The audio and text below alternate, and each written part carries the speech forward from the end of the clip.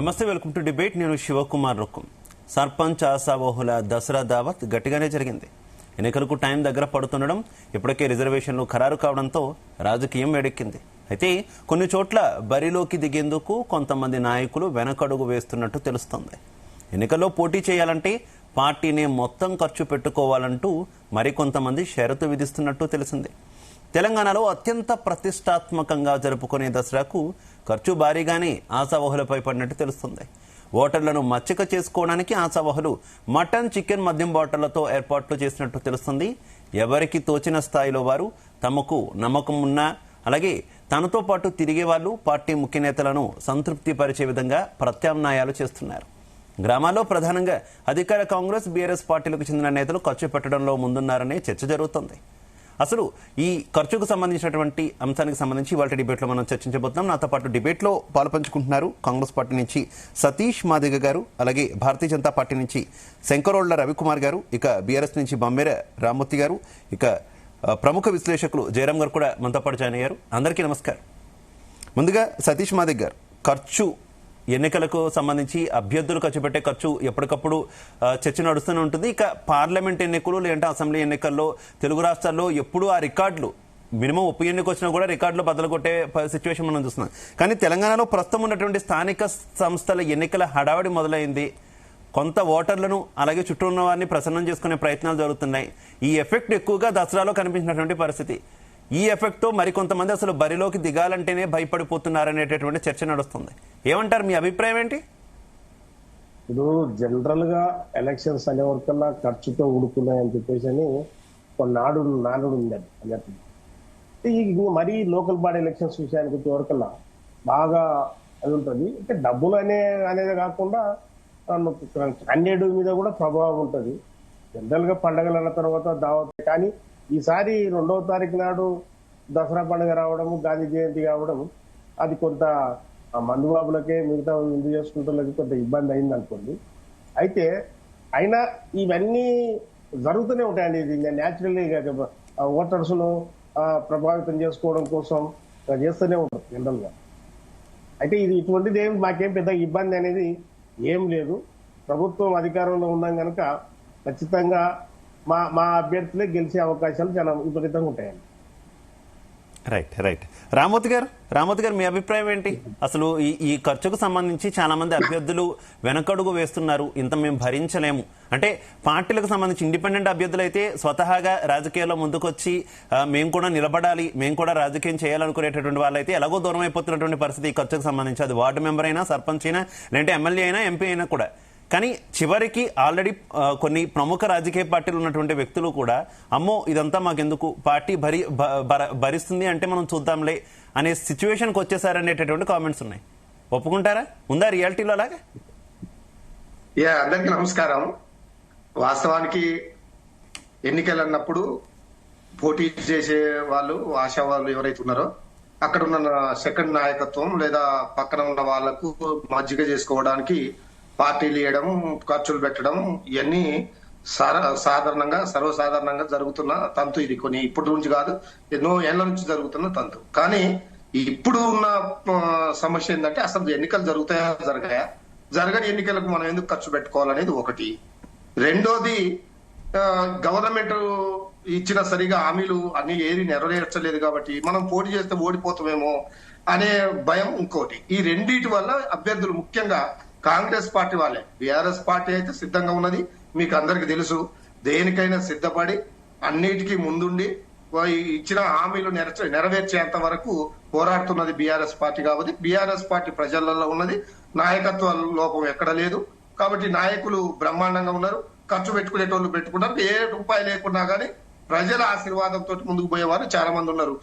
నిన్న జరిగిన, నేను కూడా పల్లెల్లో కొన్ని తిరిగాను, కొన్ని గ్రామాలు, కొన్ని మండలాలు కూడా నేను పోయొచ్చాను. కానీ ఎవరికి తెలియకుండా, ఎవరికి జరగకుండా ఎక్కడెక్కడ ఏం జరుగుతున్నాయి, ఎక్కడెక్కడ ఎవరు అడుగుతున్నారు అనేది సర్వసాధారణంగా జరుగుతుంటాయి. మనం చెప్పింది ఏంటంటే, ఇవి అవుతుందో కాదో మీరైతే 8వ తారీఖు దాకా వెయిట్ చేయండి. ఒకవేళ మీకు ఆలోచనలు ఉంటే ఉండొచ్చు, కానీ మీరు రూపాయి కూడా ఖర్చు పెట్టుకోవద్దని చెప్పడం అయితే జరిగింది. దాంట్లో కొంతమంది ఆగారు, కొంతమంది తప్పని పరిస్థితుల్లో జనరల్ గా పోటీ చేసినా చేయకుండా కొంతమంది నాయకులకు అటాచ్మెంట్ ఎక్కువ ఉంటారు. కాబట్టి పండుగలు అన్నప్పుడు తినడం తాగడం ఇవన్నీ పొరపాటి తెలంగాణ రాష్ట్రంలో. కాబట్టి అలాంటివి జరిగినాయని నేను అనుకుంటున్నా. కాబట్టి ఈ 2 రకాల ఆందోళనలు జరుగుతాయో జరగయో అనే దానికి గెలుస్తామో గెలవమో అన్న దానికి డబ్బులు ఎందుకు ఖర్చు పెట్టుకోవాలా? అధికారంలో ఉన్న పార్టీ ఉన్నది కదా, వాళ్ళు ఖర్చు పెట్టుకొని అభ్యర్థుల్ని ఇస్తే మేము పోటీ చేస్తాం అనేది కాంగ్రెస్ పార్టీలో ఉన్న మాట. నాతో కూడా చాలా మంది కాంగ్రెస్ పార్టీలో ఉన్న ఎవరైతే బీఆర్ఎస్ లో లేదంటారా ధోరణి మీకు ఎక్కడ వినిపించలేదా మీ కార్యకర్తల నుంచి? ఇప్పుడు అదే వాళ్ళకేంది, ఇప్పటికీ ఎన్నికలు జరుగుతాయా జరగాయా అనేది మా నాయకుడు మాకు ఇచ్చిన పిలుపు మేరకు అసలు జరుగుతాయా జరగాయా 8వ తారీఖు దాకా వెయిట్ చేద్దాం. ఒకవేళ జరిగితే ఖచ్చితంగా పోటీ చేసే అభ్యర్థులు చాలా బ్రహ్మాండంగా ఒక్కొక్క ఊరికి 3-4 రెడీ అయి ఉన్నారు. మండలాలలో అయితే 10 మంది దాకా ఉన్నారు. కాబట్టి మాకు అలాంటి ఇబ్బందులు ఏం లేదు. ఎందుకంటే వీళ్ళ ప్రజా వ్యతిరేక విధానాలే మాకు శ్రీరామ రక్ష, వీళ్ళు అమలు చేయని పథకాలే మాకు శ్రీరామ రక్ష. కాబట్టి గ్రామాలలో మేము బ్రహ్మాండంగా ప్రజల దగ్గరికి పోవడానికి మాకు మంచి అవకాశం, మంచి వెసులుబాటు. జనరల్ ఎలక్షన్ కు ఇప్పటికీ ఒక గొప్ప అవకాశాన్ని కాంగ్రెస్ పార్టీ వాళ్ళు చేసిన నిర్వాహకం వల్లే మా నెత్తి మీద, బీఆర్ఎస్ పార్టీ నెత్తి మీద పాల్గొస్తున్నారు. రైట్ జయరామ్ గారు నమస్తే. ఆడియో క్లియర్ గా ఉందా జయరామ్ గారు? జయరామ్ గారు, మనం ఎన్నికల్లో ఖర్చు, రాజకీయ పార్టీలు చేస్తున్నటువంటి ఇబ్బడి ఖర్చులు ఎప్పుడు మనం డిస్కస్ చేస్తూనే ఉంటాం. దాదాపుగా ఒక్కొక్క ఉప ఎన్నిక కూడా 100 కోట్లు ఖర్చు పెట్టిన చరిత్ర మన తెలుగు రాష్ట్రాల్లో చాలా సందర్భాల్లో మనం చూసిన సిచ్యువేషన్. కానీ ఇప్పుడు ఏకంగా అసలు ఈ స్థానిక సంస్థల ఎన్నికల్లో కూడా ఖర్చుకు సంబంధించినటువంటి అంశం తెర మీదకి వచ్చినటువంటి పరిస్థితి. చాలా క్వశ్చన్ వస్తుంది, కామన్ మ్యాన్ కి రాజకీయం దూరం అయిపోతుందా, రాజకీయాన్ని ఇంత గిరాకీ ఇంత కాస్ట్లీ చేసేసారా అనేటటువంటి కామెంట్స్ ఎక్కువగా వస్తున్నాయి. మీ ఒపీనియన్ ఏంటి జయరామ్ గారు? మీకు ప్యానెల్లో ఉన్న మిత్రులకు, జీ న్యూస్ ప్రేక్షకులకు విజయదశమి శుభాకాంక్షలు. సేమ్ టైం వచ్చేసి అభినందనలు కూడా. ఒకటి శివ, దీంట్లో 2గా విభజిస్తే తప్పితే విషయము కొంతలో కొంత అర్థమవుతుంది. అంటే ఇప్పుడు మనం రొటీన్ గా మాట్లాడడం కంటే కూడా దీన్ని విడివిడిగా చూద్దాం. ఎలక్షన్స్, ఖర్చులు. నెంబర్ 1 ఎలక్షన్స్ గురించి మాట్లాడదాం. ఎలక్షన్స్ గురించి మాట్లాడితే ఎలక్షన్స్ మీద అనేక అపోహలు నెలకొన్నవి. ఒకటి వచ్చేసేమో 42% రిజర్వేషన్ అప్లై చేయాలంటే జీవో తీసుకొచ్చారు. ఆ జీవోకు ఎలాంటి శానిటీ లేదు. దానివల్ల బీసీలకు పెద్ద ప్రయోజనాలు చేకూరవు కూడా. ఇదొక అంశం. మరొక అంశం వచ్చేసి బీసీల ఎజెండాగా అన్ని రాజకీయ పార్టీలు ఇప్పుడు బరిలో దిగుతున్నాయి. సో రేపు ఇదే ఎజెండాగా వెళ్ళినప్పుడు 42% ఇవ్వాలా ఇవ్వకూడదా అనేది కొంతమంది అయితే దానిపైన కోర్టుకు పోయి దాన్ని దెబ్బతీయడం కోసము కొన్ని వ్యక్తులు, వర్గాలు, పార్టీలు కూడా ముందే ఉంటాయి. ఇదొక అంశం. మరొక అంశం వచ్చేసి నిజంగా కనుక ఈ ఎలక్షన్లు జరుగుతాయా జరగవు అంటే రేపు 8th కానీ డిసైడ్ కాదు. 8th రేపు ఏమవుతుంది, ఇట్లా కోర్టుకు పోయింది, కోర్టుకు పోతుంది, కోర్టు ఇవ్వాలి. ఇస్తే ఏమంటది, రేపు రానున్న రోజులలో కనుక ఈ 42% కనుక శానిటీ లేకపోతే లేదు. కాబట్టి మీరు ఓల్డ్ ఏదైతే ఇంతకు ముందు విధానాన్ని అవలంబించండి. ఆ ఇంతకు ముందు ఏదైతే మీకు రిజర్వేషన్స్ కేటాయింపులు చేశారో ఆ పాత విధానాన్ని అవలంబించండి. జీవో 9 మీరు పక్కన పెట్టుకోవచ్చు అనే దాన్ని హైకోర్టు చెప్పొచ్చు. రానున్న కాలం లోపల హైకోర్టులో తేడాలు వస్తే సుప్రీంకోర్టు అదే చెప్పొచ్చు. దీనికి time taking process another 2 to 3 months పట్టొచ్చు, ఇంకెక్కువ కూడా టైం పట్టొచ్చు. సో తక్కువ అయితే 2 months కు బిలో అయితే అవ్వడానికి అయితే ఆస్కారాలు లేవు. అంటే ఇదంతా ఎలక్షన్ల విషయాన్ని. ఇక ఇంత కన్ఫ్యూజన్ పరిస్థితిలో ఉన్న పరిస్థితి లోపల ఇప్పుడు క్యాండిడేట్స్ ఎలా డబ్బులు ఖర్చు చేయాలి, చేస్తే వాళ్ళ పరిస్థితి ఏంది, రేపు వాళ్ళు పెట్టిన డబ్బులకు ఏదైనా న్యాయం చేకూరుతుందా అనేది $1 million ప్రశ్న. ఇటు బీజేపీ కావచ్చు, బీఆర్ఎస్ కావచ్చు, కాంగ్రెస్ కావచ్చు, ఇతర మన దగ్గర లేని పార్టీలో తెలుగుదేశం పార్టీ, జనసేన లాంటి ఎవరైనా వస్తే చిన్న చిత్కా బీఎస్పీ లాంటి వస్తే చెప్పలేదు. అంటే ఈ డబ్బులకు నిజంగా ఎవరు జవాబుదారీ, ఇది ఉంటుందా, ఈ డబ్బులు ఊరికే పోతాయా అనే అంశాన్ని కూడా ప్రజల్లో ఒక కన్ఫ్యూజన్ అయితే నెలకొన్నది. సో ఆ కన్ఫ్యూజన్ ద్వారా మేము ఖర్చు చేస్తే ఎలా అనేది అన్ని రాజకీయ పార్టీల లోపల ఇది ఉన్న విషయం, అందరికీ తెలిసిన విషయమే. కానీ ఎవరికి వాళ్ళు లేదు లేదు మేము సిద్ధం అంటే సిద్ధం దేనికి సిద్ధం అనేది ఇదే ఇక్కడ $1 మిలియన్ ప్రశ్న. అంటే ఈ రెండింటిని విడివిడిగా చూస్తే ఇప్పుడు రానున్న ఎలక్షన్స్ కావచ్చు, ఇది కోర్టు ప్రోద్బలంతో కోర్టు భయంతో ఇది ఒక నోటిఫికేషన్ వచ్చిందే తప్ప ఇది కాంగ్రెస్ ప్రభుత్వము ఏదో మనస్ఫూర్తిగా చేసిందైతే కాదు అనే విషయం అందరు తెలిసిన విషయమే.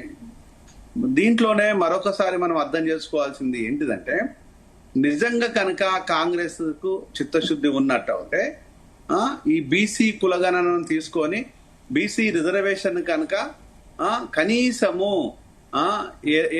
ఈ మన జీవో లాగా కాకుండా కనీసము దాన్ని మనం అసెంబ్లీలో పెట్టేవేసి దానికి ఒక చట్టం లాంటిది మినిమంగా అది చేసినా బాగుండేది. అది ఏది కూడా చేయకుండా దాన్ని ఎలాంటి అంశాలు లేకుండా ఇప్పుడు ఓన్లీ జీవో ద్వారానే ఎలక్షన్లోకి పోతుంది. ఇది ఒక తప్పిదం. అంటే ఈ తప్పిదాలన్నింటినీ రేపు ఎవరికైనా నష్టం జరగవచ్చు, ఎవరికైనా లాభం జరగవచ్చు. ఇక లాభ నష్టాలకు వచ్చినట్టు అయితే డెఫినెట్ గా ప్రభుత్వంలో ఉన్న అధికారంలో ఉన్న వాళ్ళకే కొంత లాభం జరుగుతుంది. నెక్స్ట్ వచ్చేసి ఇక్కడ పార్టీల కంటే కూడా క్యాండిడేట్ లోపల ఉండే వ్యక్తిగత అంశాలు, క్యాండిడేట్ లో ఉండే తనకు జనంతో ఉండే సంబంధాలు క్యాండిడేట్ ఎలక్షన్లు తప్పితే ఇది పార్టీ ఎలక్షన్లు కావు. ఇది కూడా అందరు తెలిసిన విషయమే. మరి ఇవన్నీ అందరు తెలిసిన తర్వాత మరి ఎలక్షన్ల విషయం లోపల ఎందుకు ఇంత కన్ఫ్యూజన్ గందరగోళం నెలకొన్నది అంటే ఇది రాజకీయం. అసలు రాజకీయం అంటేనే ఇదిగా. అంటే ఎప్పుడు కూడా డైరెక్ట్ గా ఎలక్షన్లు కండక్ట్ చేస్తే కుదరదు కాబట్టి ఇలా ముక్కు ఇక్కడ నాయన అంటే మొత్తం తలకాయ చుట్టూ 4 చుట్లు తిప్పితే, ఒక చుట్టు కూడా కాదు 4 చుట్టు తిప్పితే. అయితే జయరాం గారు ఈ మొత్తం అంటే ఈ రిజర్వేషన్లు కావచ్చు, లేదంటే స్థానిక సంస్థలు ఇవన్నీ ఒక్కసారి కనుక మనం పక్కన పెడితే అసలు కాస్ట్లీ రాజకీయాలు అనేటటువంటి అంశమే మనం కనుక తీసుకుంటే ఏంటి, రాజకీయ నాయకుడు అంటే చుట్టూ ఇంతమంది ఉండాలి, ఇంతమంది ఉంటేనే ఒక నాయకుడి కింద గుర్తిస్తారనేటటువంటి సిచ్యువేషన్ తీసుకొచ్చారు. ఇంకా వాళ్ళతో పాటు ఇంటికి ఎవరైనా 10 మంది వస్తే వాళ్ళకి పెట్టేటటువంటి టీ ఖర్చు నుంచి చివరికి ఎవరైనా అన్నా సహాయం అని వస్తే వారికి ఇచ్చేటటువంటి డబ్బుల వరకు కూడా తడిసి మోపుడవుతుంది. నిజంగా సామాన్యులు ఎవరు కూడా నిజంగా ఏదో ఒక సాయం చేద్దాం, లేదంటే ఎన్నికల్లో పోటీ చేద్దాం అనుకునేటటువంటి పరిస్థితి ఎక్కడా లేదు అనేది క్వశ్చన్. ఒప్పుకుంటారా? అంటే ఒకటి డెఫినెట్ గా ఇప్పుడు ఎలక్షన్స్ అనేది మంది మార్బాలంతో పాటు మందు కూడా చాలా కీలకమైనది. ఈ మందుతోని జనాలు బాగుపడడం కంటే నాశనం అవుతున్న విషయం కూడా అందరికి తెలిసిన విషయమే. ప్రభుత్వానికి లాభాన్ని చేకూరే విషయంలో కూడా ఇప్పుడు గత ప్రభుత్వం విషయం లోపల నేను చాలా సందర్భాలు చెప్పిన అది దగ్గర 50,000 కోట్లకు దగ్గరగా చేరుకున్నది. కొంచెం అది జాగ్రత్తగా ఉండంటే మన రేవంత్ రెడ్డి గారు వచ్చేసి ఆయన 50 చేస్తే మనం కనీసం 75 దాకా కూడా పోకపోతే ఎట్లా అని చెప్పేసి ఈ 2 సంవత్సరాల లోపల దగ్గరగా 75,000 రెవెన్యూను జనరేట్ చేయడం కోసం ప్రయత్నం చేస్తారు. అంటే ఇక్కడ ఒకవైపు డ్రగ్స్, ఇంకొక వైపు మందు, ఇంకొక వైపు డబ్బులు, ఇంకొక వైపు మంది మార్బలము, మరొక వైపు వచ్చేసి ఇక లోకల్ గా ఇచ్చే ఇక ఓటుకి ఇంత అని పైసలు ఇచ్చే విధానాలు. ఇవన్నీ తెలిసి కూడా రాజకీయాల్లోకి రావాలంటే పైసలు ఉండేవాళ్ళు, అక్కడ భూములను కొల్లగొట్టాలనుకునే వాళ్ళు, దాన్ని మేనేజ్ చేసుకునే శక్తి ఉండే వాళ్ళు మాత్రమే ₹10 ఎక్కువైనా ఖర్చు చేస్తారు. కానీ నిజాయితీగా నీతితోనే రాజకీయాల్లోకి రావాలంటే ఇట్లానే ఉంటది. ఇప్పుడు అదే నిజాయితీగా ఉండే వాళ్లకు డబ్బులు ఎక్కడి నుంచి రావాలి, వాళ్ళు ఎక్కడ పెట్టాలి, సరే సప్పో చేసిన డబ్బుని మళ్ళీ అప్పును ఎట్లా తీర్చాలి, మళ్ళీ అవినీతి వైపు వెళ్ళాలి, మళ్ళీ భూముల వెంటనే పడాలి, లేకపోతే మరొక అంశం పైరవీలో ఇంక ఎక్సెట్రా జరగాలి. అది పాసిబిలిటీ ఉందా అంటే కాంగ్రెస్ మీద కాంగ్రెస్ ఇతర నాయకులు కాదు, కాంగ్రెస్ లో ఉండే మినిస్టర్లతో సహా కాంగ్రెస్ మీద ఇప్పుడు దుమ్మెత్తి పోస్తున్నారు. మరి దాన్ని మనం ఏం చెప్పలేం కదా. అంటే ఇప్పుడు ఏం జరుగుతుందంటే అప్పుడు కర్ణాటక విషయానికి వచ్చినప్పుడు 30% కమిషన్లు అంటే అది కాస్త ఇక్కడ ఇప్పుడు 50% చేరింది అనేది కాంగ్రెస్ లో ఉండే కొంతమంది అగ్రనాయకులు బహిరంగంగా చెప్తుంది. అంటే ఈ రోజు ఇంత అవినీతిమయమైన తర్వాత ఎలక్షన్స్ అనేది కాస్ట్లీగానే మారుతాయి. కాస్ట్లీగా మారితేనే ఇప్పుడు డబ్బులుండే వాళ్లకు ఎలక్షన్లకు ఈజీగా ఉంటది. అదే న్యాయబద్ధంగా ఉంటే న్యాయంగా ఉండే ప్రతి ఒక్కరు వచ్చి పోటీ చేస్తారు. కాబట్టి ఆ న్యాయంగా ఉండే వ్యక్తులను తప్పియాలంటే ఇది కాస్ట్లీగా అవినీతి ఎలక్షన్లుగా మాత్రమే రాజకీయ నాయకులకు ఉండే ప్రధానమైన లక్షణం. రైట్ ఓకే జయరామ్ గారు. మనతో పాటు భారతీయ జనతా పార్టీ నుంచి రవికుమార్ గారు జాయిన్ అయ్యారు. రవికుమార్ గారు నమస్తే, నా ఆడియో క్లియర్ గా ఉందా మీకు? రవికుమార్ గారు, ఈ మధ్యనే ఈటెల రాజేందర్ గారు, మీ పార్టీ సీనియర్ నేత ఎంపీ ఈటెల రాజేందర్ గారు కొన్ని కామెంట్స్ చేశారు. స్థానిక సంస్థల ఎన్నికలకు సంబంధించి కోర్టులో ఏ రకమైన డెసిషన్ వస్తుందో తెలియదు, సో కొంత అభ్యర్థులంతా కూడా జాగ్రత్తగా ఉండండి, ఖర్చు పెట్టద్దు, అప్పుడే ఖర్చు పెట్టితే తర్వాత ఇబ్బందులు పడే అవకాశం ఉందని చెప్పారు. అఫ్ కోర్స్ అది కొంత కాంట్రవర్సీ అయింది, అంటే ఒక రిజర్వేషన్లకు ఆయన వ్యతిరేకంగా ఉన్నారు, అందుకే ఆ తరహా వ్యాఖ్యలు చేశారు, ఆయనే కోర్టులో కొన్ని పిటిషన్లు వేయించారు, ఇలా రాజకీయ కోణాల్లోకి వెళ్ళిపోయినటువంటి పరిస్థితి. కానీ రియాలిటీలోకి వచ్చేసరికి అవే హెచ్చరికలు ఈ దసరా విజయదశమి సందర్భంగా కొంత కనిపించిన పరిస్థితి. చాలా మంది అభ్యర్థులు ఎక్కువగా పార్టీలు ఇచ్చి అవి ఇచ్చి విందు ఇవన్నీ కూడా పెట్టుకొని కొంత ఇబ్బందులు పడ్డారు. ఎవరైతే టికెట్ల స్థానిక సంస్థల ఎన్నికల్లో పోటీ చేయాలనుకుంటున్నారో వారంతా కూడా ఇబ్బంది పడ్డారు అనేటటువంటి కామెంట్స్ వినిపిస్తున్నటువంటి పరిస్థితి. ఏం చెప్తారు ఈ వ్యవహారానికి సంబంధించి? ముందుగా మీకు, ప్రేక్షకులకి, ఆ ప్యానెల్లో ఉన్న మిత్రులందరికీ కూడా నమస్తే. విందు, ఇంకా వినోదాలు, ఈ ఖర్చులు, దావతులు ఇట్లాంటివన్నీ కూడా ఇస్తే కాంగ్రెస్ పార్టీ వాళ్ళు ఇవ్వగలగాలి. ఎందుకంటే కాంగ్రెస్ పార్టీ వాళ్ళు అధికారంలో ఉన్నారు, వాళ్ళ దగ్గర డబ్బు ఉంది, వాళ్ళ దగ్గర కేంద్రంలో అధికారంలో ఉన్నారు కదా రవికుమార్ గారు. అంటే మేము కేంద్రంలో అధికారంలో, కానీ మేము బీజేపీ పార్టీ కదండి, మాది భారతీయ జనతా పార్టీ. భారతీయ జనతా పార్టీలో అట్లాంటి ఎప్పుడు కూడా పెద్దగా ఉండవు, మీకు తెలిసిందే, నేను కొత్తగా చెప్పాల్సిన అవసరం లేదు. నాతో పాటు మిగతా వాళ్ళు కూడా ఏకీభవిస్తారు. అంటే నేను పెద్దగా అసలుకే ఉండవు అంటలేను, ఉంటాయి కానీ చాలా మిగతా పార్టీతో పోల్చుకుంటే మా పార్టీలో అసలు అభ్యర్థులు అంతగా ఖర్చు చేసుకునే అభ్యర్థులు ఉండరు. మా పార్టీలో అభ్యర్థులందరూ కూడా ప్రజల నుంచి వచ్చిన వాళ్ళు ఉంటారు, ప్రజా సమస్యలు. రఘునందన్ గారు కామెంట్స్ ఒకసారి గుర్తు చేస్తున్నా, ఒకసారి మీకు 100 కోట్లు ఖర్చు పెట్టాం ఉప ఎన్నికల్లో అని అన్నారు, పబ్లిక్ స్టేట్మెంట్ అది. అంటే నేనేమంటున్నా, ఇప్పుడు దావతులు ఇచ్చే పరిస్థితి, అంత డబ్బు, అంత అవసరము మిగతా పార్టీ వాళ్ళకి లేదు, బీఆర్ఎస్ గానీ బీజేపీ గానీ లేదు. ఎందుకంటే ఉన్నది కాంగ్రెస్ పార్టీని ఒకటే. కాంగ్రెస్ పార్టీ ఎట్లాగో ఫెయిల్ అయిపోయింది పాలనలో, కాంగ్రెస్ పార్టీ వాళ్ళు హామీలు అమలు చేయడంలో కూడా ఫెయిల్ అయిపోయినారు. ఇంకోటి ఇప్పుడు ఒక రకమైన ఫ్రాడ్స్ చేస్తా ఉన్నది. ఆ ఫ్రాడ్ ఏంటంటే బీసీ రిజర్వేషన్ల పేరుతో, కామారెడ్డి డిక్లరేషన్ పేరుతో బీసీలను ఏ విధంగా మోసం చేస్తుందో మీకు తెలిసి చూస్తున్నదే.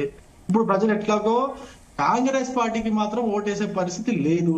ఖచ్చితంగా అక్కడ ఉన్నటువంటి, ఇప్పుడు ఇంతకుముందు జయరామ్ గారు చెప్పినట్టు, ఇది వ్యక్తిగతంగా వ్యక్తిని చూసి ఓట్లు వేస్తారు. అది కాంగ్రెస్ పార్టీ నుంచి మంచి వ్యక్తి నిలబడ్డా కూడా ఇప్పుడు ఓట్లు వేసే పరిస్థితి లేదు కాంగ్రెస్ పార్టీకి. వ్యక్తిని చూసి బీజేపీనా, బీఆర్ఎస్ఆ, లేకపోతే ఇండిపెండెంటా, అటువంటి పరిస్థితుల్లో ఉన్నారు. ఎవరు ఎన్ని ఖర్చులు చేసుకున్నా కూడా ఓటు వేయాల్సిన వాళ్ళకే ఓటు వేస్తారు ప్రజలు. ప్రజలు చాలా తెలివైన వాళ్ళు, ప్రజలు అంతా వాళ్ళని అంతా తక్కువ అంచనా వేయలేము. ఒకటి. రెండో విషయము, ఎలక్షన్ జరుగుతాయా లేదా మా ఎంపీ గారు చెప్పినట్టుగా ఖర్చులు పెట్టకండి అన్నట్టుగా మా ఎంపీ గారు చెప్పారు. ఆయన అభిప్రాయం, ఆయన సీనియర్ నాయకుడు, ఎన్నోసార్లు ఎమ్మెల్యేగా, మంత్రిగా చేసినటువంటి వ్యక్తి, నంబర్ 2 ప్రభుత్వంలో నంబర్ 2గా పనిచేసినటువంటి వ్యక్తి. ఈ ఎలక్షన్ ఇట్లాంటి స్థానిక సంస్థల ఎలక్షన్స్ ఎన్నో చూశారు. దేశం మొత్తం మీద జరుగుతున్నటువంటి స్థానిక సంస్థలు, వాటిపైన జరిగినటువంటి కేసులు, వాటిపైన వచ్చినటువంటి తీర్పులు, ఆ వాదనలు, అవన్నీ కూడా అవగాహన ఉంది కాబట్టి ఆయన అభ్యర్థులకు ఒక సూచన చేశారు. ఇది జరుగుతాయో లేదో ఇప్పుడు, ఎందుకంటే నిజంగానే అసలు కోర్టు 8వ తారీఖు ఏం తీర్పిస్తుంది, అసలు తీర్పిస్తుందా లేకపోతే దాన్ని ఇంకా హోల్డ్ లో పెడుతుందా తెలియదు. తీర్పిస్తే ఆ తీర్పు అనుకూలంగా ఉంటుందా రిజర్వేషన్లకి, లేదా ఆ రిజర్వేషన్లకి వ్యతిరేకంగా ఉంటుందా తెలీదు. ఇప్పుడు గట్టిగా ఇప్పుడు ఈడబ్ల్యూఎస్ తీర్పు అనేది లేకపోయి ఉండింటే, ఈడబ్ల్యూఎస్ అనేది ఒక ఉదాహరణ లేకపోయి ఉండింటే ఖచ్చితంగా నేను కూడా చెప్పేవాడిని, ఖచ్చితంగా కోర్టు ఈ జీవోని కొట్టేస్తుందని చెప్పేవాడిని నేను కూడా. కానీ ఇప్పుడు ఆ ఈడబ్ల్యూఎస్ ఏ విధంగా అయితే 50% దాటిపోయిన తర్వాత ఇప్పుడు కోర్టు దాన్ని ఒకవేళ చెప్పలేము, అంటే కోర్టు తీర్పును మనం ముందే ఊహించుకోలేం కదా. దాని ఆధారంగా చూస్తే ఒకవేళ ఎస్ అని చెప్పొచ్చు, లేక నో అని చెప్పొచ్చు.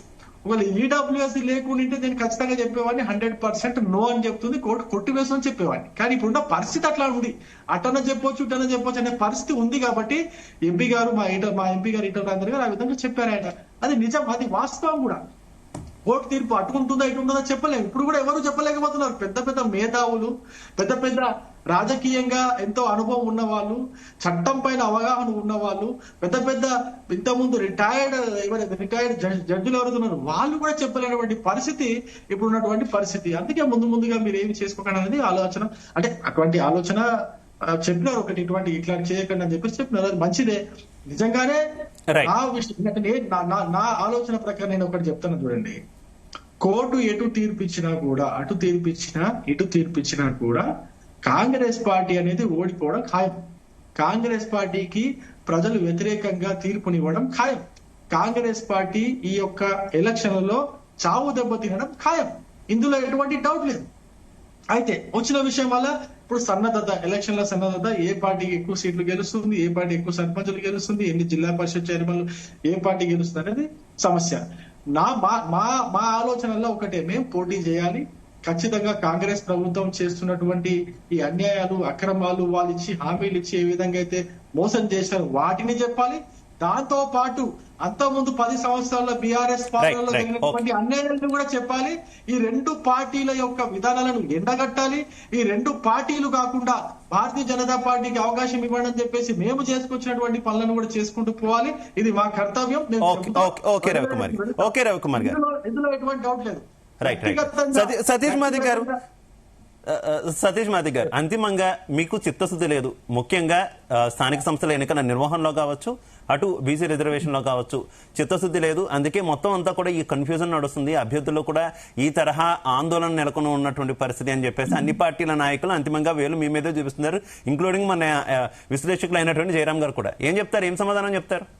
ఇప్పుడు మా పార్టీ ఏదైతే కామారెడ్డి డిక్లరేషన్ ఉందో దానికి కట్టుబడి ఉండే 42% రిజర్వేషన్ ఇచ్చిన దానికి జీవో తీసుకుంటారు అసెంబ్లీలో. ఇచ్చినట్టు కనిపించేలా చేస్తున్నారు కానీ దాంట్లో చిత్తశుద్ధి లేదంటున్నారు. ఇచ్చినట్టు కనిపించేలా చేస్తున్నారు కానీ చిత్తశుద్ధి లేదు అందులో అంటున్నారు. నేను ఒక మాట చెప్పాను అండి. ఇప్పుడు 15% రిజర్వేషన్ ఉంది, అది చిత్తశుద్ధితో ఉందా లేదు? 42% రిజర్వేషన్ ఉంది, చిత్తశుద్ధితో ఉంటుందా? ఉంది. 10% రిజర్వేషన్ ఇస్తుంది, చిత్తశుద్ధి ఉందా లేదు? అంటే 42% మేము ఇస్తానన్నాం, ఇచ్చినాం. ఇంకోటి, రాష్ట్రాలు అవి పెంచుకునే అధికారం ఉంది అనేది చాలా స్పష్టంగా ఉంది.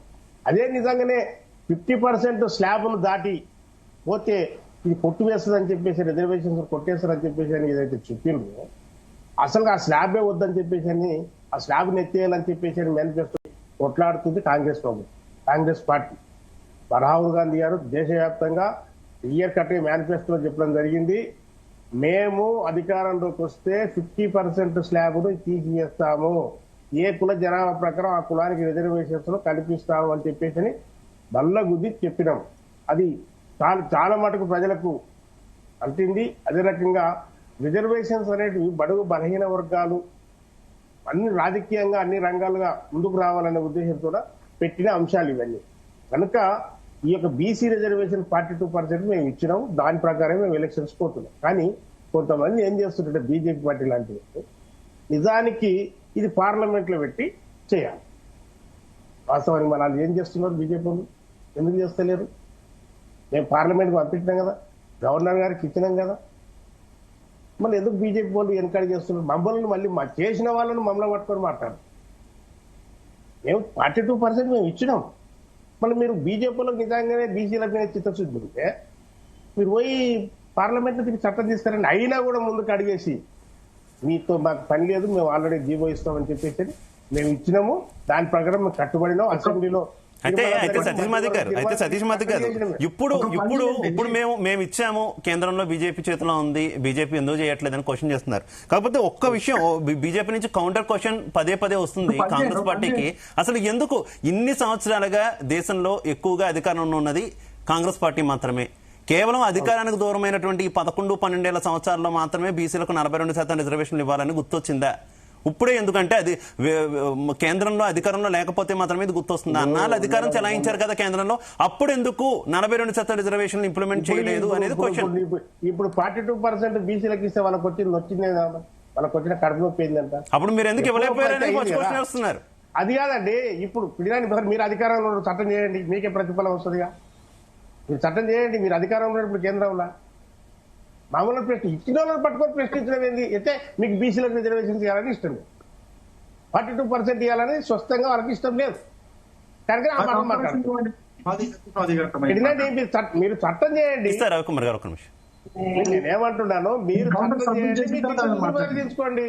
కానీ ఈ రోజు కాంగ్రెస్ కి ఎందుకు వచ్చింది ఆలోచన అంటే ఆలోచన రావడం తప్ప, 42% ఇవ్వడం తప్ప. ఇప్పుడు మీకు నెంబర్ 1 బీజేపీ వాళ్ళకు లేదు. ఇంకొకటి, గ్రామీణ ప్రాంతంలో అంత సినిమా లేదు బీజేపీకి, ఇది క్లియర్ కట్. అది చాలు నిలబడ్డా వాళ్ళు గెలవరు, అది కాని పని. అదే రకంగా బీఆర్ఎస్ పార్టీలో 10 సంవత్సరాల వాళ్ళ అధికారం ఉన్నప్పుడు సర్పంచులు ఆత్మహత్యలు చేసుకున్నారండి బిల్లు రాక.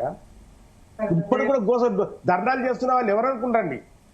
గత ప్రభుత్వం చేసిన బిల్సే, ఆ బిల్లు రిలీజ్ కాకనే వాళ్ళు వచ్చి ధర్నాలు, ఉద్యానవనాలను బట్టి ఖర్చు పెట్టినాము, శ్మశాన వాటికలకు ఖర్చు పెట్టినాము, కమ్యూనిటీ హాల్స్ ఖర్చు పెట్టినాము, రైతు దానికి ఖర్చు పెట్టినామని పైసలు ఇవ్వకుండా బిల్స్ ఇవ్వకపోతే చాలా మంది సర్పంచులు ఆత్మహత్య ప్రయత్నాలు చేసి కొంతమంది చచ్చిపోయినరు.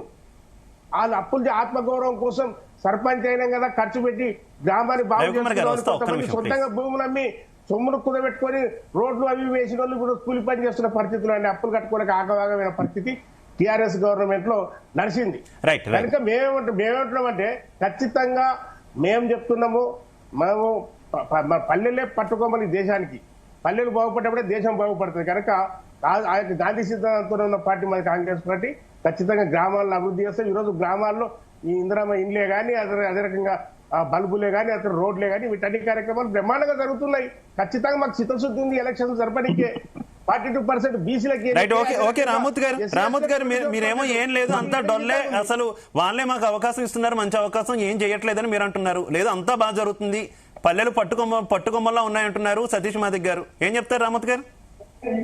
ఇప్పుడు 42% రిజర్వేషన్ ఒక బిల్లు ఇక్కడ గవర్నర్ గారి దగ్గర ఉన్నది, ఒకటో రాష్ట్రపతి గారి దగ్గర ఉన్నది. అవి రెండు ఉండగా మీరు ఎందుకు జీవో తెచ్చారని కోర్టు కొట్టేస్తుంది, అది దాని పని అయిపోతుంది. నాకు ఒకటే అర్థం కావట్లేదు. మా మిత్రుడు రవికుమార్ గారు, మా అన్న సతీష్ మాది గారు, వీళ్ళిద్దరూ ఆత్మను చంపుకొని మాట్లాడుతున్నారు పార్టీల కోసం. వాళ్ళ అంతరాత్మను చంపుకొని మాట్లాడుతున్నారు. ఎవరు చేయాల్సింది ఎవరంటే వీళ్ళిద్దరు ప్రతిపక్షంలో ఉన్నారు, ఒకరు అధికార పక్షంలో ఉన్నారు. పార్లమెంట్ లో బిల్లు రావాలి, మా జయరామన్న చెప్పాలి, క్లియర్ గా ఖండించాల్సిన బాధ్యత కూడా ఆయన మీద ఉంది. వాస్తవానికి ఇక్కడ అసెంబ్లీలో వీళ్ళిద్దరు కూడా ఓకే అన్నారు, మేము కూడా ఓకే అన్నాం, 42% రిజర్వేషన్ కావాలని, బీసీలకు రావాలని. మరి పార్లమెంట్ లో వీళ్ళు అనుకుంటే ఒక్క రోజులో అయిపోతుంది. ఇక్కడ ఎవరు అడ్డుపడుతున్నారు? రాహుల్ గాంధీ గారు అక్కడ మీటింగ్ పెడితే మీటింగ్కే రాడు, ఆయన డైరెక్ట్ ఎక్కడ అడగడు. మోడీ గారు దాని గురించి మాట్లాడాడు. అంటే వీళ్ళిద్దరు మాత్రం తెలంగాణలో ఉన్న బీసీలను మోసం చేయడం తప్ప ఇక్కడ ఏం జరుగుతుంది? ప్రజలు పిచ్చోళ్ళా? ప్రజలకు అర్థం కావడం లేదా? మీరు ఒక్క రోజులో జీవో తేవచ్చు, ఒక్క రోజులో చట్టం చేయొచ్చు, మీరు అన్న షెడ్యూల్ 9 లో పెట్టొచ్చు, వెంటనే ఇవన్నీ కూడా ఒక్క రోజులో అయిపోతాయి. పెద్ద బిల్లులే అమలు చేస్తున్నప్పుడు దీన్ని ఎందుకు ఆపుతున్నారు? అంటే మీకు చిత్తశుద్ధి లేదు. కామారెడ్డి డిక్లరేషన్ పేరుతోటి మీరు మోసం చేసి ప్రజల్ని మోసం చేసింది కాంగ్రెస్ పార్టీ. మీరు పెట్టండి, మేము మద్దతు ఇస్తామని మద్దతు ఇవ్వకుండా మోసం చేస్తున్నది బీజేపీ పార్టీ.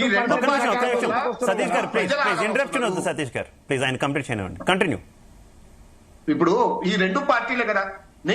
నేను ఒక సామాన్య ఉద్యమకారుడిగా, ఒక చదువుకున్న వ్యక్తిగా, లా చదివిన వ్యక్తిగా నేను చాలా క్లియర్ గా వీళ్ళిద్దరిని అడుగుతున్నా, చట్టం రావాలంటే పార్లమెంట్ లో బిల్లు కావాలన్నా వద్దా? అది కాకుండా ఇప్పుడు మనం చూసాం మహారాష్ట్రలో ఎన్నికలైనాక కూడా 50% దాటినాయి కొట్టేసిన సంగతి మన కళ్ళ ముందు కనపడుతున్నది. అదే మా కేసీఆర్ గారు కానీ, హరీష్ రావు గారు కానీ, కేటీఆర్ గారు ప్రతిరోజు చెప్తున్నది, మా బీసీ నాయకులు కానీ చెప్తున్నది అదే. ఇది నిలబడదు నాయన, మీరు చేసేదేదో చట్టం చేయండి. మీరు రెండు పార్టీలు కూడా అనుకూలంగా ఉన్నాయి కదా, మాకైతే పార్లమెంట్ లో సభ్యత్వం లేదు, రాజ్యసభలో ఉంటే వాటికి కూడా మీకు సపోర్ట్ చేస్తాము, మీరు బిల్లు పెట్టండి అంటున్నాం. బిల్లు పెట్టరు అంటే బీసీలను మోసం చేసి ఆ పేరు మీద ఏదో రకంగా మేము పెట్టినాం, మీరు కొట్టినట్టు చేయండి, మేము ఏడ్చినట్టు చేస్తామని రెండు పార్టీలు తోడు దొంగలై తెలంగాణ బీసీలను మోసం చేస్తున్నారు. ఇది తేలిపోతుంది ఇప్పుడు రేపు 8వ తారీఖు. ఇది వీళ్ళిద్దరు దొరల నిజంగా మంచి తెలంగాణ బీసీల కోసం పనిచేసే వాళ్ళ రేపు రిజర్వేషన్ ఉంటాయా, పాత రిజర్వేషన్ అమలైతాయా, ఎలక్షన్లు జరగాయా, వీళ్ళ నీతి ఏంది, వీళ్ళ యొక్క చట్టబద్ధత ఏంది, వీళ్ళకున్న అవకాశాలు ఏంటో తెలుస్తాయి. కాబట్టి ఎన్ని మాటలు చెప్పినా ప్రజలు ఒక క్లారిటీ వచ్చింది. అప్పుడు గవర్నమెంట్ కు ఇప్పుడు ఈ 2 సంవత్సరాల గవర్నమెంట్ కు ప్రజలు ఒక క్లారిటీ వచ్చింది క్లియర్ గా. రవికుమార్ గారు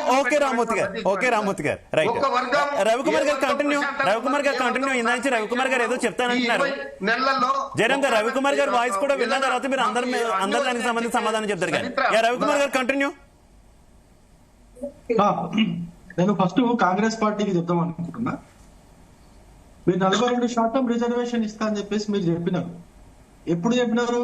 తెలంగాణ రాష్ట్ర అసెంబ్లీ ఎలక్షన్స్ కాలంలో ఆ టైంలో మీరు బీసీ డిక్లరేషన్ పేరుతో ఇచ్చినటువంటి హామీ, ఆ హామీలో మీరేమి ఇచ్చినారు? విద్య, ఉద్యోగం అండ్ రాజకీయాల్లో, మళ్ళీ పాయింట్ నోట్ చేసుకోండి, విద్య, ఉద్యోగం అండ్ రాజకీయాల్లో బీసీలకు 42% రిజర్వేషన్ ఇస్తామని చెప్పినారు. మరి మీరు ఇచ్చిన హామీనే ఒక ఫ్రాడ్ హామీ, ఒక మోసపూరిత హామీ, ఒక దొంగ హామీ, ఒక ఒక ఒక నేను చెప్పాలంటే ఒక సన్నాసి ఇచ్చినటువంటి హామీని పట్టుకొని వచ్చి మీరు కేంద్ర ప్రభుత్వం పైన రుదుతారా? మీకు ఏం అధికారం ఉందని చెప్పేసి మీ హామీ ఇచ్చారు. తెలంగాణ రాష్ట్ర ఎలక్షన్ లో మీరు ఏ విధంగా పాసిబుల్ అవుతుంది? ఇష్టం లేదా? ఆగండి సార్, కొంచెం 42% రిజర్వేషన్ మీ పార్టీలో ఒక జాతీయ పార్టీ అని చెప్పుకోవడానికి కొంచెమన్నా సిగ్గుండాల కాంగ్రెస్ పార్టీకి. విద్యా, ఉద్యోగం అండ్ రాజకీయాల్లో హామీ ఇస్తారా అండి? మీరు ఎట్లా ఇస్తారు? మీరు ఎట్లా ఇస్తారు? మీరు కేంద్రంలో ఏమైనా అధికారంలో ఉన్నారా? అప్పుడు మీరు ఇచ్చినప్పుడు కేంద్రంలో ఏమైనా ఎలక్షన్ జరుగుతున్నాయా? ఏ విధంగా హామీ ఇస్తారు? మీరు ఇచ్చిన హామీ ఒక దొంగ హామీ, మీరు ఇచ్చిన హామీ ఒక మోసపూరిత హామీ. మీరు హామీ ఇచ్చి భారతీయ జనతా పార్టీని బీజేపీని చేయమని చెప్తే అయ్యేది అంటే మీరు వాత పెట్టుకుంటే మేము వాత పెట్టుకోవాలా? ఇది దేశవ్యాప్తంగా జరగాల్సింది కదా. కేంద్ర ప్రభుత్వము ఒకవేళ అండ్ రాజకీయాల్లో బీసీలకు రిజర్వేషన్ ఇవ్వాలనుకుంటే దేశవ్యాప్తంగా 35 రాష్ట్రాల్లో ఒక కులగణన చేసి, జనగణన ద్వారా కులగణన చేసి, ఒక సైంటిఫిక్ డాటా రాజ్యాంగబద్ధంగా కలెక్ట్ చేసి కోర్టుల ముందు పెట్టి కోర్టుల కాన్సెంట్ తీసుకున్న తర్వాత అమలు చేయాల్సినటువంటి విధానం. మీ బుర్రలో ఏమన్నా పెట్టుకున్నారో అప్పుడు ఎట్లా హామీ ఇచ్చారు? మీరు ఇచ్చిన దొంగ హామీలు. సరే పోనీ మీరు బీసీ డిక్లరేషన్ లో రిజర్వేషన్ ఒకటే హామీ ఇచ్చిరా, అది సరే మీకు కేంద్రంలో ఉందనుకుందాం. మరి మిగతా హామీలన్నీ కూడా ఎందుకు అమలు చేయట్లేదు? అది మీ చేతిలో ఉన్నది కదా, మీరు ఇచ్చిన హామీలే కదా, మీరెందుకు చేయట్లేదు? 20,000 కోట్ల రూపాయలు సప్లాన్ పెడతారు మీరు బడ్జెట్ లో బీసీల కోసం, ఎందుకు పెట్టట్లేదయా? ఏం చేస్తున్నారా? బీసీ డిక్లరేషన్ లో 30 హామీలు ఉన్నాయి, వాటన్నిటిని అమలు చేయండి. వాటన్నిటి అమలు చేయండి. సన్నాసులు రాసుకుంటే మీ బీఆర్ఎస్, కాంగ్రెస్ పార్టీ 2 పార్టీలు తెలంగాణ రాష్ట్రాన్ని నాశనం చేసినాయి. బూడిదరాల్సిన సన్నాసులు రాసుకున్నట్టు చాతగాలని తెలిసి కూడా హామీలు ఇచ్చి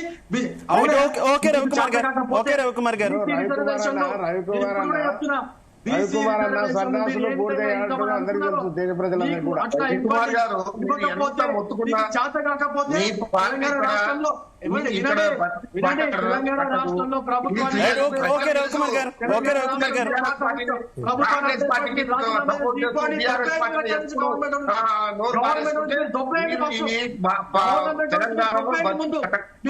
మేము చేస్తాం. బీసీలకు రిజర్వేషన్. రవికుమార్ గారు ప్లీజ్ మళ్ళీ వస్తారు. రవికుమార్ గారు, జయరాం గారు పార్టీల వాయిస్ అయితే ఇది రిజర్వేషన్ అంశానికి సంబంధించి ఒకరి మీద ఒకరు తప్పు నెత్తుకుంటున్నటువంటి పరిస్థితి. అసలు రియాలిటీ ఏంటి జయరాం గారు? రియాలిటీ ఏంటి? ఏం జరుగుతుంది రిజర్వేషన్ అంశంలో? ప్లీజ్ రవికుమార్ గారు, నేను మళ్ళీ వస్తా. రవికుమార్ గారు ప్లీజ్, నేను మళ్ళీ వస్తా.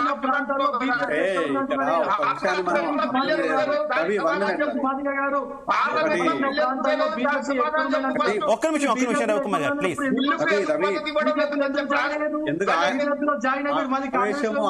రెండు అనవసరంగానే రవికుమార్ గారు ఒక్క నిమిషం ప్లీజ్. కాంగ్రెస్ పార్టీలో అప్పుడు ఎందుకు జాయిన్ కాలేదు? బీజేపీ పార్టీలో దీంట్లో ఒకటేందంటే రాజకీయ పార్టీలు అనేకం ఉంటాయి, ప్రభుత్వాలు మాత్రము 1, 2 ఉంటాయి. మరి ముఖ్యంగా చెప్పాలనుకుంటే పార్టీల నుంచి వచ్చేసి స్టేట్ గవర్నమెంట్, సెంట్రల్ గవర్నమెంట్, ఈ 2 మాత్రమే ఉంటాయి. లేదనుకుంటే స్టేట్ గవర్నమెంట్, సెంట్రల్ గవర్నమెంట్ వేరు ఉండొచ్చు, కలిసి ఉండొచ్చు.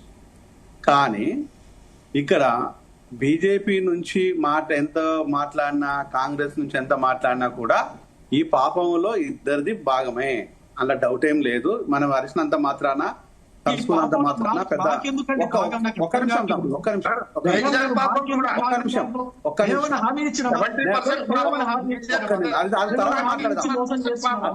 తర్వాత మాట్లాడదాం. హామీలు ఏమి ఇప్పుడు మనం ఎంతసేపు ఇప్పుడు అరుచుకుంటే పని జరగదు కదా, మాట్లాడుకోవాలి కదా. ఇది ఇప్పుడు నువ్వు బూతులు మాట్లాడుతావు, సతీష్ అన్నకు రావా, రామ్మూర్తికి రావా, నాకు రావా, నీకు కాదు కదా. ఇక్కడ అది కాదు. ఒకటి మనం మాట్లాడుకునే దాన్ని డెమోక్రటిక్ వేలో, డిస్కషన్ అనేది డెమోక్రటిక్ వేలో మాట్లాడుకుందాం. దీంట్లో మనం కరుచుకుంటే వచ్చేది ఏం లేదు కదా. అందరికి వస్తే అందరు జయరాం గారు come to the point please. Jayaram గారు విషయం ఏంటంటే జయరాం గారు సారీ ఒక్క నిమిషం రవికుమార్ గారు ప్లీజ్ మిమ్మల్ని ఆపుతున్న ఒక్క నిమిషం, మిమ్మల్ని అతని బూతులు మాట్లాడలేదు. ఒక్క నిమిషం రైట్ ప్లీజ్ జయరాం గారు కంటిన్యూ.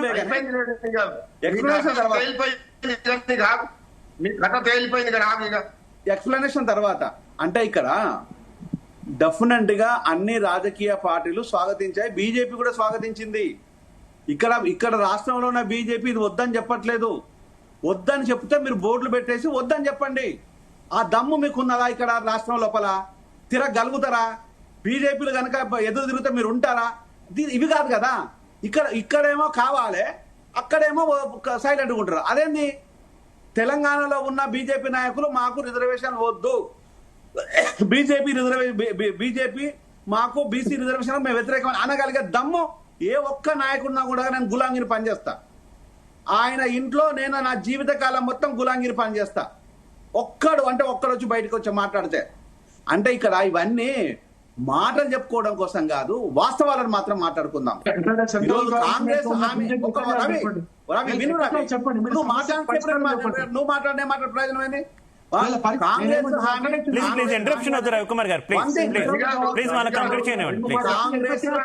కాంగ్రెస్ హామీ అనేది పొలిటికల్ హామీ. వాళ్ళు ప్రభుత్వంలోకి వచ్చిండ్రు, ఆ విషయాన్ని చెప్పి ప్రభుత్వంలోకి వచ్చిండ్రు కాబట్టి వాళ్ళ మీద బాధ్యత ఉంది.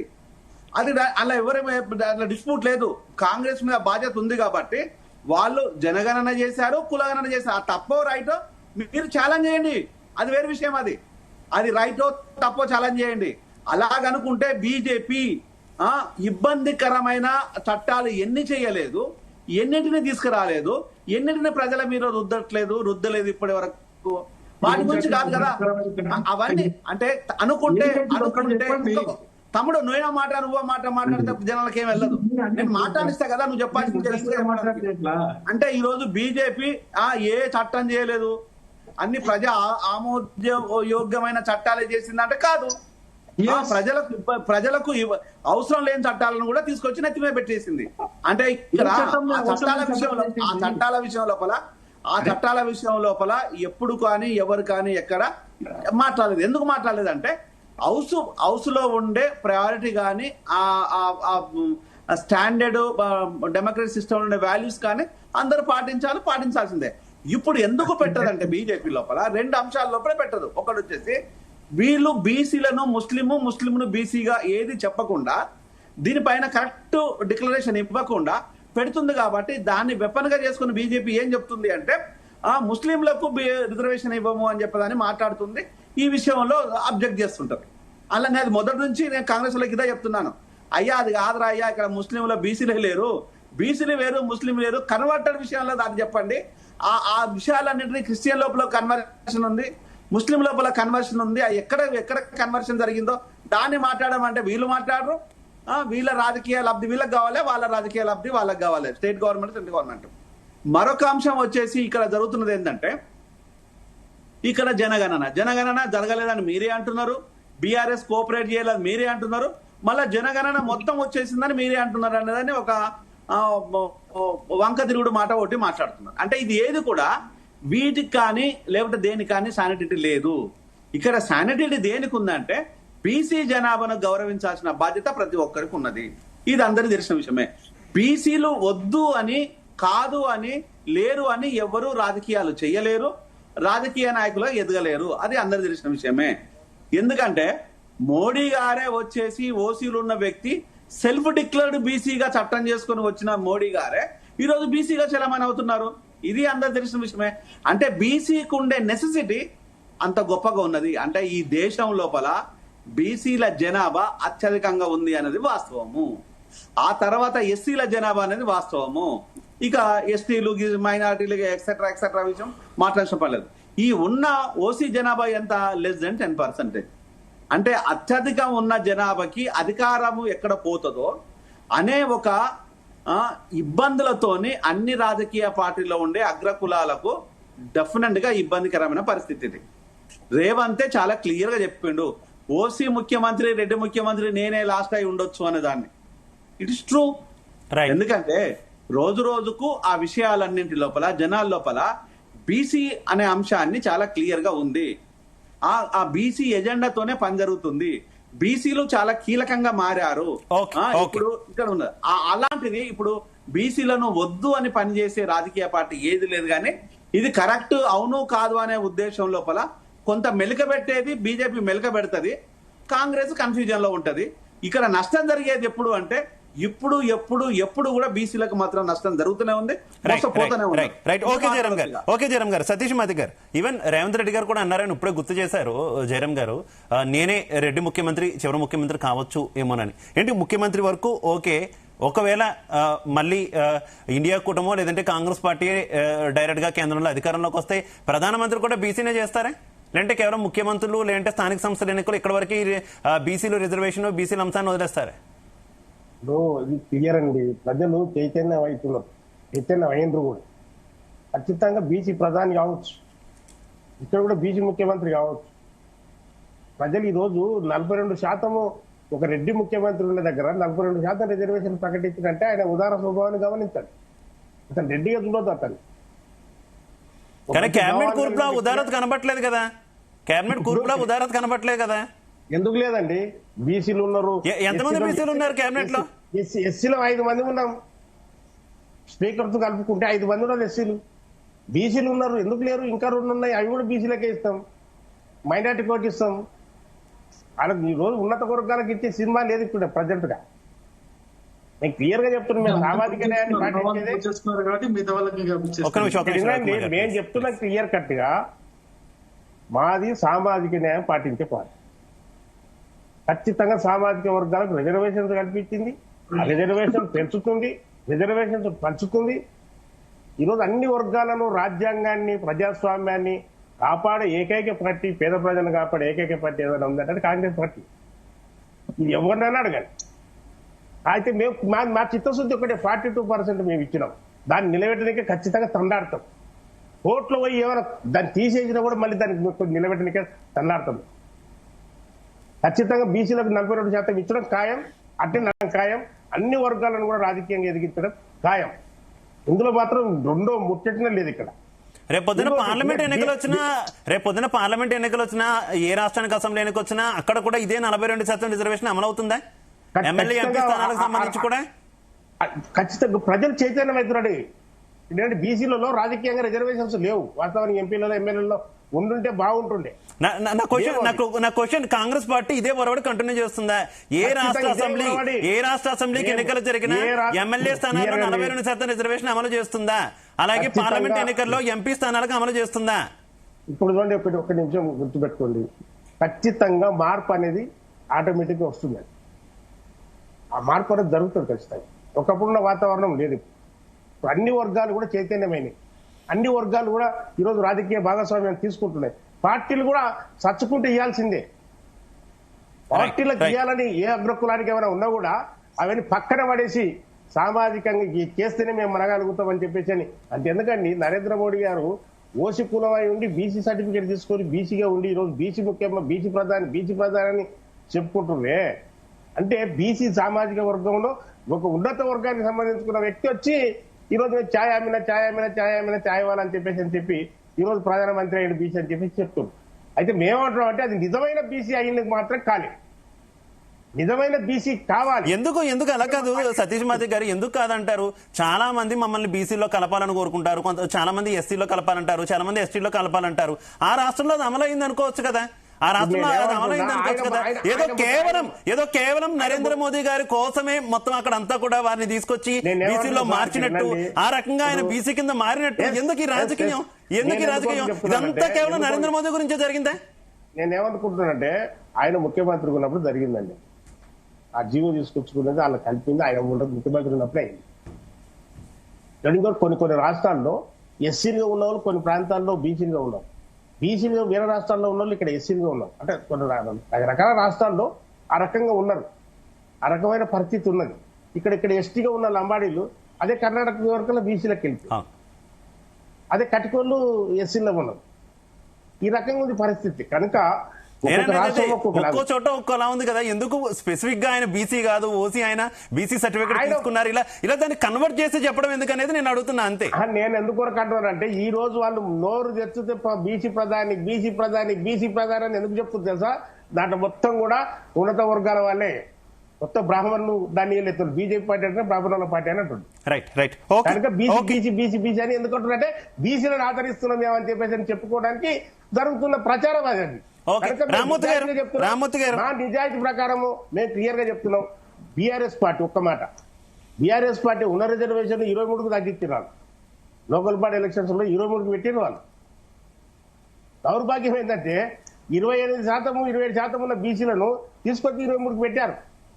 కానీ మేము 42 వేస్తున్నాం, వాళ్ళు స్వాగతిస్తున్నారు. 42 ఉండాలి ఖచ్చితంగా అని చెప్పేసి వాళ్ళు మద్దతు చేసిర్రు. మేము దానికి సంతోషం. ఈ రాజకీయ పార్టీ అంతేందుకు ఇప్పుడు ఇంత మాట్లాడుతున్న మా రవికుమార్ అన్న బీజేపీ పార్టీ వాళ్ళు క్లియర్ కట్ గా వాళ్ళ అధ్యక్షుడు వాళ్ళందరూ కూడా స్వాగతిస్తున్నాం. కనుక రాజకీయ పార్టీలు అంటారు కానీ వాళ్ళ మనసులో ఏదో రకరకాలు ఉండొచ్చు, కానీ 42% మాత్రం మేము కట్టుబడి ఉన్నాం. ఏం తగ్గినా అదే ప్రకారం మేము 42 ప్రకారం మేము కొనసాగిస్తాం. 42%. జయరాం గారు అదే అంటున్నారు కదా, అన్ని పార్టీలు కట్టుబడి ఉన్నాయి కానీ బీసీలకు మాత్రం న్యాయం జరగదు. ఆయన స్టార్టింగ్ లోనే తేల్చేస్తారు, ఇదే పాయింట్ స్టార్టింగ్ లోనే ఆయన తేల్చేస్తారు. రైట్. రామోత్ గారు ఒకటే సవాల్ కాంగ్రెస్ పార్టీ మీకు విసురుతుంది, అన్ని పార్టీలకు విసురుతుంది. ఈ రిజర్వేషన్ అమలైనా అమలు కాకపోయినా, చట్టబద్ధం కాకపోయినా పార్టీ పరంగా మేము రిజర్వేషన్ ఇచ్చి తీరుతా ఉంటుంది. అన్ని పార్టీలకు కూడా ఇచ్చే సత్తా ఉందా అని అడుగుతుంది. ఏంటి బీఆర్ఎస్ పార్టీ అమలు చేస్తుందా పార్టీ పరంగా? బీఆర్ఎస్ పార్టీ అమలు చేస్తుందా పార్టీ పరంగా? ఇప్పుడు 42% మీ ఇప్పుడు కాదండి, మా పార్టీలో 56% బీసీలకు అన్ని రకాల రిజర్వేషన్ ఉన్నా లేకున్నా వాళ్ళకు 52% ఎక్కువ ఇస్తున్నాం. అటు పదవులలో కానీ అధికార పదవులలో కానీ లేదా మా పార్టీ యొక్క రాష్ట్ర నాయకత్వంలో కానీ రాష్ట్ర బాడీలో కానీ లేదా సర్పంచుల్లో కానీ ఎంపీటీసీలో చాలా ఇంతకుముందు మేము చేసి చూపెట్టాము. మీరు కావాలంటే లెక్కలు చూడండి, ఎంతమంది బీసీలు సర్పంచులు ఉన్నారు, ఎంతమంది బీసీలు ఎంపీటీసీలు ఉన్నారు, జడ్పీటీసీలు ఉన్నారు, చైర్మన్లు అయ్యారు, మంత్రులు అయ్యారు, ఎమ్మెల్యేలు అయ్యారు. మీరు తెలుసుకోండి. మీకు మాకు అది మీరు ఒక్క పోస్టును ఒక్క ముఖ్యమంత్రి దగ్గర ఇప్పటికి కూడా ఒక మైనార్టీ మంత్రి లేడు, ఒక ఎస్టీ మంత్రి లేడు, ఒక 4 ముఖ్యమైన పోర్ట్ఫోలియోలు దగ్గర పెట్టుకొని ఒక్కటి కూడా అమలు పరచకుండా ఈ రాష్ట్రాన్ని నాశనం చేస్తున్నాడు. మున్సిపాలిటీ ఆయన దగ్గరనే ఉన్నది, విద్యాశాఖ ఆయన దగ్గరనే ఉన్నది, హోంశాఖ ఆయన దగ్గరే ఉన్నది, ఆయన సీఎం. ఆయన ఏ ఒక్క దాని మీద మానిటరింగ్ చేయకుండా ఈ రాష్ట్రాన్ని నాశనం చేస్తున్నాడు తప్ప ఈ రాష్ట్రాన్ని ముందుకు తీసుకుపోవాలి ఈ మాటలు చెప్పి ప్రజల్ని మోసం చేసడం, ప్రజల అబద్ధాల పునాదుల మీద ఈ ప్రభుత్వం నడిపేయడం, ఏదో రకంగా కాలం గడపాలి, కాలం వెళ్ళిపోవాలి. 4-5 సంవత్సరాలు అట్టిట 2 సంవత్సరాలు అయిపోయింది. 2,50,000 కోట్ల రూపాయలు అప్పు అయితే చేశారు, కానీ ప్రజలకు కొరికింది ఏం లేదు. ప్రజలకు అర్థమైపోయింది. ప్రజలు ఒక క్లియర్గా మీకు అర్థమైంది కదా, గణేష్ నిమజ్జన టైంలో గాని, మండపాలలో గాని, బతుకమ్మ సంబరాలలో గాని కేసీఆర్ గారి పాట, కేసీఆర్ గారి పేరు లేకుండా ఏ ఊరు లేదు, ఏ బతుకమ్మ ఆడలేదు, ఏ గణేష్ నిమజ్జనం కాలేదు. అంటే గంట బ్రహ్మాండంగా పెరిగింది. కారణం ఏంటి? కాంగ్రెస్ తీసుకుంటున్న ప్రజా వ్యతిరేక నిర్ణయాలు, వాళ్ళు ఇచ్చిన హామీలు ఒక్కటి కూడా నెరవేర్చకుండా ప్రజల్ని పెడుతున్న ఇబ్బందులకు అర్థమైపోయింది ప్రజలు. కాబట్టి ప్రజలు ఇప్పుడు కోరుకుంటున్నారు మరి కేసీఆర్ గారి రావాలి, కేసీఆర్ గారు అయితేనే మాకు ఇచ్చిన హామీలు మంచుకుంటాం, హ్యాపీగా ఉంటున్నామని అన్ని వర్గాల ప్రజలు కోరుకుంటున్నారు. కాబట్టి వచ్చేది కేసీఆర్ గారు రాష్ట్రమే, ముఖ్యమంత్రి ఆయన అవుతాడు, మళ్ళీ బీఆర్ఎస్ పార్టీ అధికారంలోకి వస్తుంది. వచ్చే ఏ ఎన్నికైనా బీఆర్ఎస్ పార్టీ మాత్రమే గెలుస్తుంది.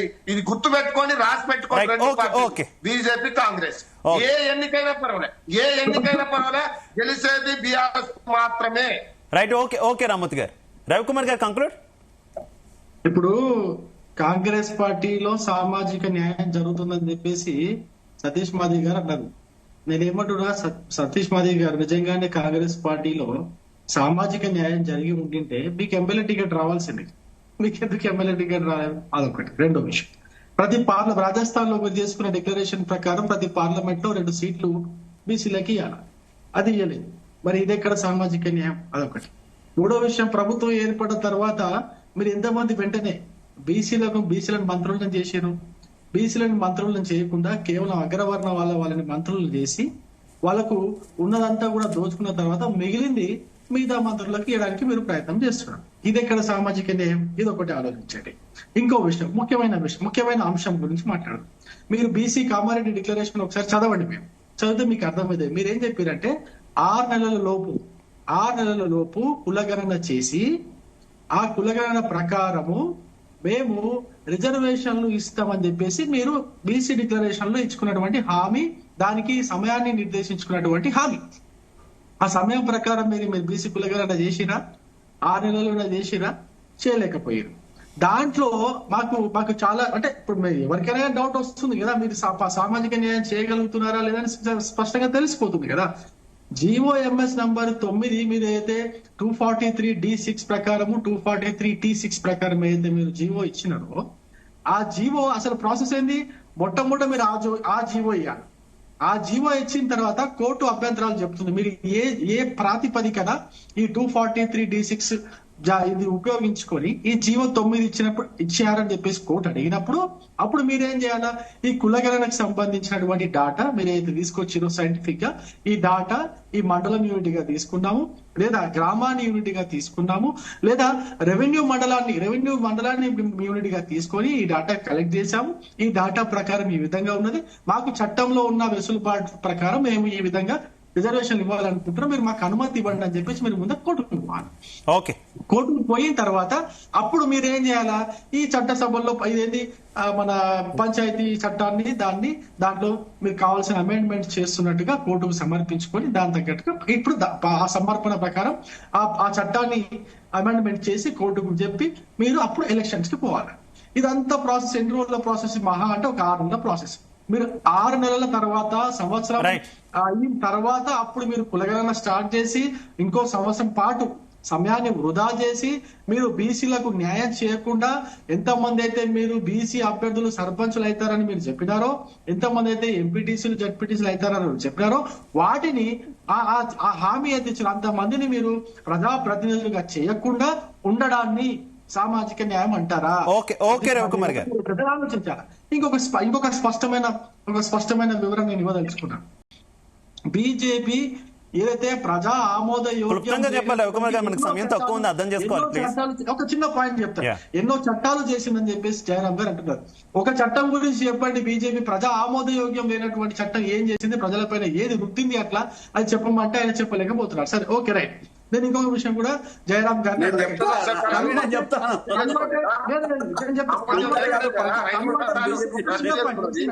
చెప్పాను. కన్వర్టెడ్ బీసీ అంటున్నారు. కన్వర్టెడ్ బీసీ అంటున్నారు అలా. తెలంగాణ రాష్ట్రంలోనే ఎస్సీ ఏదైతే ఉన్నదో ఎస్సీ కేటగిరీలో 59 కులాలు ఉన్నాయన్న. 59 కులాలు కేవలం మాల మాదిగా కాదు, 59 కులాలు ఉన్నాయి. ఈ 59 కులాలలో ఎవరికైనా రాజ్యాంగం పైన అవగాహన ఉన్నది? ఎవరికి ప్రాథమిక హక్కుల పైన అవగాహన ఉన్నది? ఎంతమంది ఈ రిజర్వేషన్లు వాడుకున్నారు? ఎంతమంది ఈ రిజర్వేషన్ల ద్వారా సామాజికంగా ఎదిగింది? మీరు ఆ విషయాలు చెప్పాలంటే చెప్పరు. ఒక విషయం చెప్తా. ఇప్పుడు మోడీ గారి హయాము 2014 నుంచి ఇప్పటి వరకు దాదాపు 36 కులాలు ఓసీల నుంచి బీసీల్లో చేర్చబడ్డాయి. అవి సంచార జాతులు కావచ్చు, ఎంబీసీ కులాలు కావచ్చు, ఈబీసీ కులాలు కావచ్చు. మోడీ గారి హయాంలోనే 36 కులాలు ఓసీ నుంచి బీసీలో యాడ్ చేయబడ్డాయి. ఇది తెలంగాణ రాష్ట్రంలోనే చెప్తున్నా. అయితే మోడీ గారు కన్వర్ట్ అయింది. Okay Ravikumar garu, thank you. మనకు సమయం తక్కువ ఉంది, అర్థం చేసుకోవాలి. Thank you so much Ravikumar garu, thank you so much Ramurthy garu, thank you so much Jayaram garu, thank you so much Satish Madik garu. అందరికీ కూడా ధన్యవాదాలు డిబేట్ లో పాల్పంచుకున్నందుకు. ఓవరాల్ గా చూసుకుంటే తెలంగాణలో స్థానిక సంస్థల ఎన్నికల హడావుడైతే కోలాహలంగా కొనసాగుతుంది. అయితే ఈ దసరా పండుగ సందర్భంగా కొంతమంది అభ్యర్థులు పూర్తి స్థాయిలో ఖర్చు ప్రారంభించడంతో కొంత ఆందోళన అయితే మొదలవుతున్నటువంటి పరిస్థితి. ఖర్చు చాలా ఎక్కువగా అవుతుంది, తద్వారా మేము నష్టపోతామేమో ఒకవేళ ఎన్నికలు గనక జరగకపోతే అనేటటువంటి సందేహాలు వ్యక్తమవుతున్నాయి. మరి కొంతమంది అభ్యర్థులు అయితే ఖచ్చితంగా కూడా ఈ ఖర్చునంతా కూడా పార్టీలు అడ్జస్ట్ చేయాలంటూ కూడా కోరుతున్నటువంటి పరిస్థితి. చూద్దాం ఈ స్థానిక సంస్థల ఎన్నికలు అసలు జరుగుతాయా, జరగవా, జరిగితే ఏ రకంగా ఉంటుంది అన్నదానికి సంబంధించి. ఇవాల్టి డిబేట్. నమస్తే.